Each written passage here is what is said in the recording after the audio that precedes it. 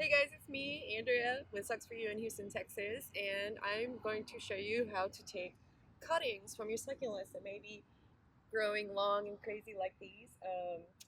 A lot of people just like to leave them hanging, and I do too, but I do need to take some cuttings for a couple of reasons.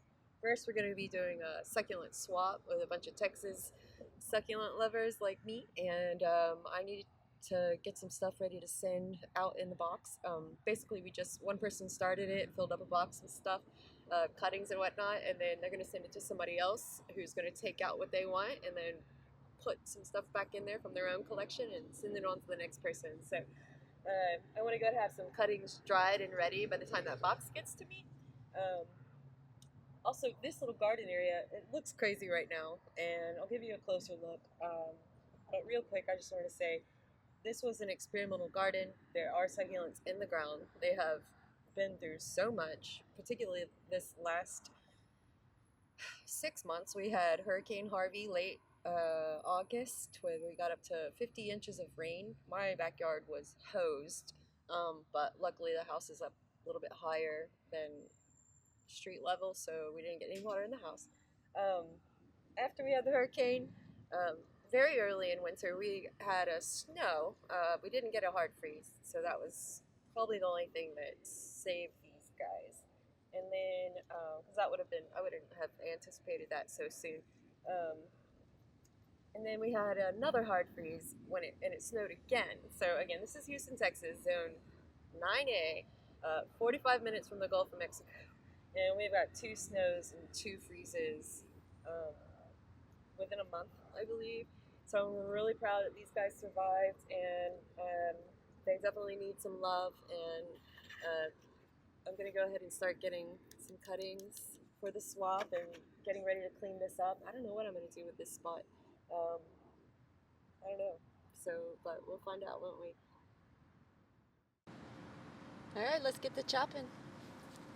So I want to take, let's see. I'm going to start with the ones that are in the ground and figure out if I'm going to do anything with the potted guys. Let's see here. I like this little guy down here. I want to go ahead and take him off, and I'm just going to, let's see. I'm just going to take it like a normal cutting.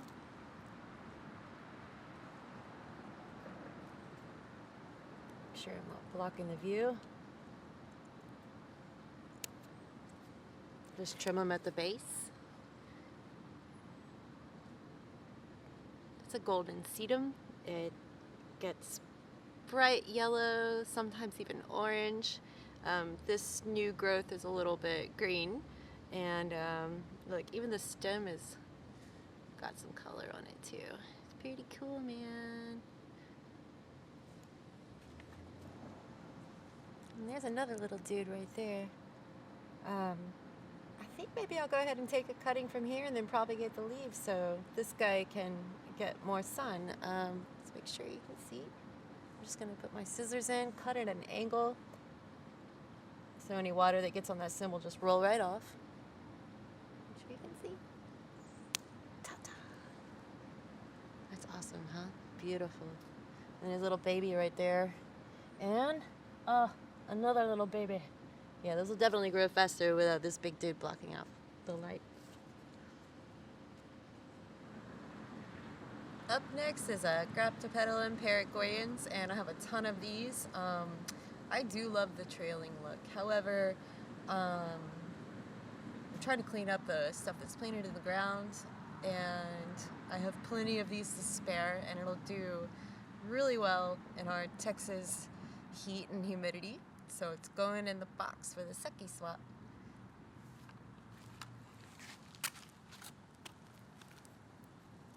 And I'm just gonna, let's see, leave a couple inches on.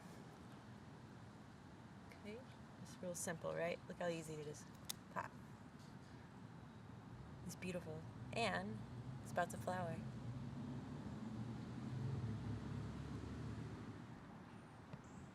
So I want to repeat that process with the other guys that are growing out of the ground. And we've got, everybody's about to flower. Everybody wants to flower. It's not even March, but looks like the Graptosedum California Sunset, about to flower. Graptosedum Ghosty, about to flower. And then like basically every one of my Paraguayans are about to flower too. So pretty excited about that.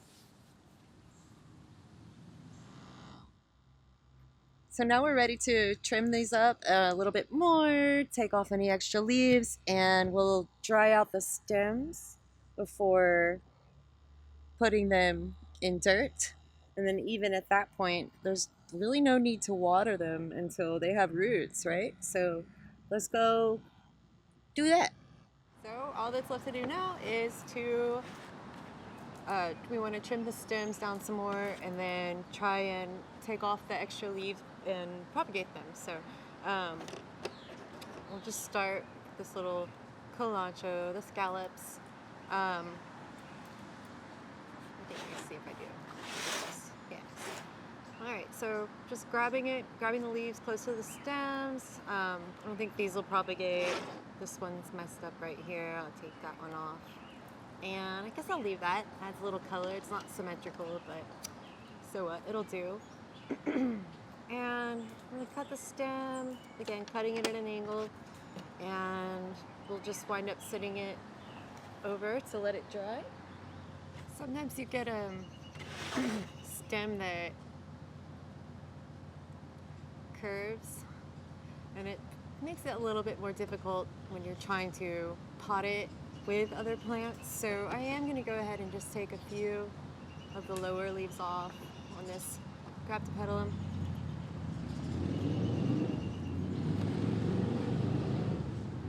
And then I'll trim off a little bit more. So it's still curved a bit, but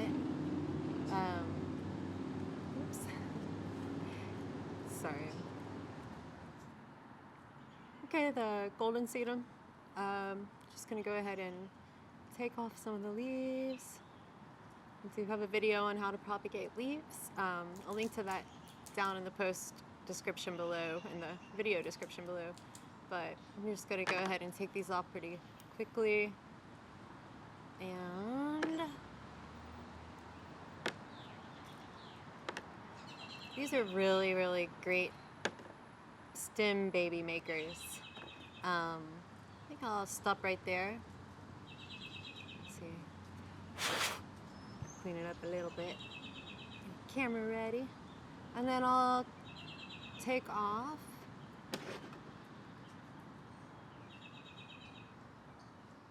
right about there, so you can see how much is left. Okay, put it to the side. Oh my gosh. Look at this. This one has so many leaves. It has the curved stem. There's some damage to the tips. I think I will go all the way up with this one. So I'll try and speed this process up a little bit.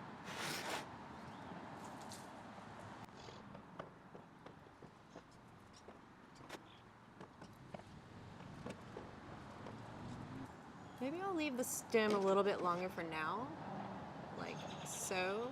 So I might want to experiment with making something with this. Okay, this is the ghosty, and I'm going to take a few of the lower leaves off. These are a little bit wobbly. This one's kind of clear, and set them to the side. Keep them separate.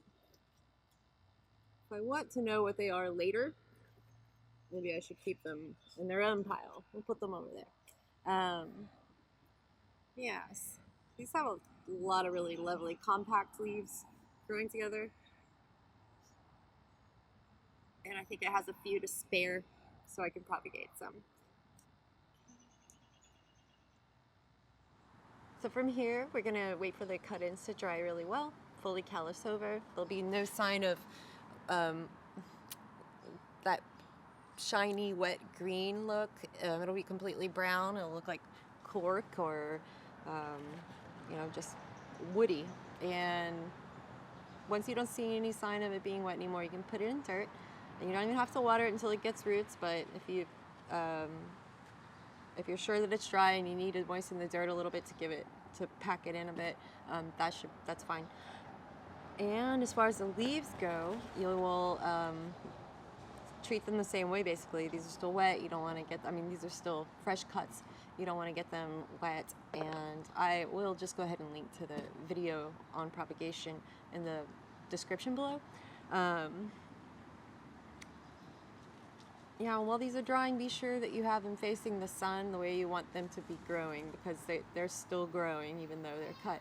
And if you leave them facing this way and the sun's over here, these guys are gonna start turning that way. So this is gonna be a lot of fun. I'm gonna be sending some of this off to my Texas succulent swap friends, and I'll propagate some of the leaves, and we'll do a little follow-up about, you know, maybe how long it'll take these guys to root, and might try some different variations of rooting them, either in water or just like this. Maybe I'll leave one out here. We'll see.